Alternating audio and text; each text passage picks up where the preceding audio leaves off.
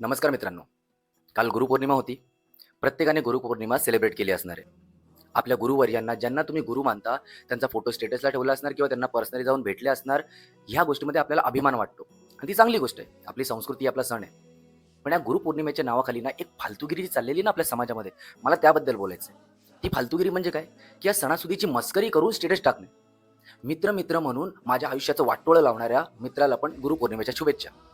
"ठीक एक घोट्याने काय होत नाही" असं बोलून दारूची सवय लावणाऱ्या, माझ्या आयुष्याचं वाटोळं करणाऱ्या माझ्या मित्राला गुरुपौर्णिमेच्या खूप खूप शुभेच्छा. "तुझ्या विना मी जगू शकत नाही" असं बोलून 2 मिनिटात मला सोडून गेलेली ती नागिन आहे, तिला गुरुपौर्णिमेच्या खूप खूप शुभेच्छा.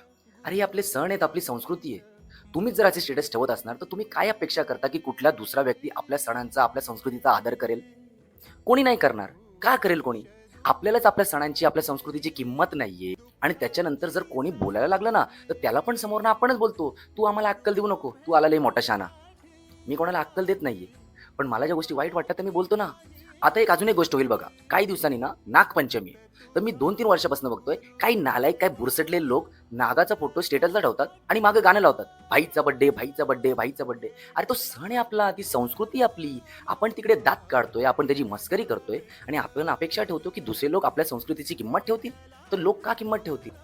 आणि कोणी असे स्टेटस ठेवले असतील ना, तर त्याला समजवा आणि नाही समजवलं तर माझी रील त्याला फॉरवर्ड करा. मग त्याला समजून काय घ्यायचंय, तो स्वतःहून समजून घेईल.